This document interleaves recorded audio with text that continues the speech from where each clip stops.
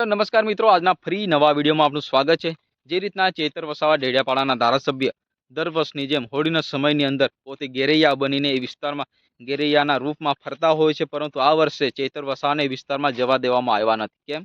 કારણ કે ચેતર વસાવા ઉપર જે 18 કે 19 કેસો અગાઉ લાગ્યા હતા અને જે એ કેસમાં એમને જેમ કહેવાય કે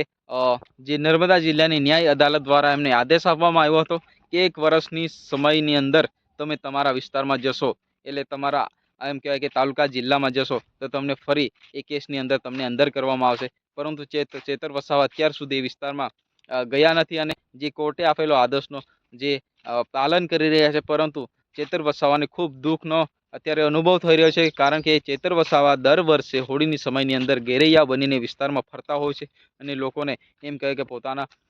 તહેવારોની મોજ મનાવતા હોય છે, પરંતુ આ વર્ષે ચેતર વસાવા હોળીના તહેવારથી દૂર રાખવામાં આવ્યા છે। મિત્રો, ચેતર વસાવા ડેડિયાપાડાના ધારાસભ્ય અત્યારે ખૂબ પ્રચલિત છે। ચેતર વસાવા ખાસ કરીને આદિવાસી વિસ્તારમાં જેમ કહેવાય કે લીડર નેતા બનતા જઈ રહ્યા છે અને આદિવાસી વિસ્તારના લોકો એમની મસીહા તરીકે એમની ગણના પણ કરી રહ્યા છે, પરંતુ ચેતર વસાવાને ખૂબ મોટો ઝટકો પણ લાગી શકે છે, કારણ કે ચેતર વસાવાને પોતાના વિસ્તારમાં નહીં જવા દેવા માટેનો આદેશનું અત્યારે પાલન કરી રહ્યા છે, પરંતુ એનો સીધો જ ફાયદો ભારતીય જનતા પાર્ટી અથવા અન્ય વિપક્ષના નેતાઓ ઉઠાવતા હોય છે, કારણ કે ચેતર વસાવાના ગઢમાં જઈને ખૂબ મોટી સંખ્યામાં ત્યાં મિટિંગો યોજતા હોય છે અને ક્યાંક ને ક્યાંક ચેતર વસાવાના ચાહકો છે એ પણ અન્ય પાર્ટીમાં અત્યારે પક્ષ પલટો કરી રહ્યા છે। એવા સમાચારના માધ્યમથી આપણે જે વિડીયો જોવા મળતા હોય છે, જે સોશિયલ મીડિયાની દુનિયામાં અત્યારે વિડીયો આપણને જોવા મળતા હોય છે કે ભાઈ ચેતર વસાવાના ચાહકો અન્ય પાર્ટીમાં અત્યારે જોડાઈ રહ્યા છે અને જે રીતના આપ પાર્ટી એ વિસ્તારમાં પોતાનો દબદબો ચલાવતી હતો, પરંતુ ક્યાંક ને ક્યાંક ચૂંટણી પહેલા એ વિસ્તારમાં ચેતર વસાવાને ખૂબ મોટો ઝટકો લાગી શકે છે, કારણ કે ભારતીય જનતા પાર્ટી વિસ્તારમાં પોતાનો ગઢ બનાવવા માટે તમામ જે તૈયારીઓ કરી રહી છે, કારણ કે ભારતીય જનતા પાર્ટીના ખૂબ લીડર નેતાઓ વિસ્તારમાં જઈને મિટિંગો યોજતા હોય છે અને અનેક જે લોકો છે એ પાર્ટીમાં જોડાતા હોય છે। જે રીતના ચેતર વસાવાના ખૂબ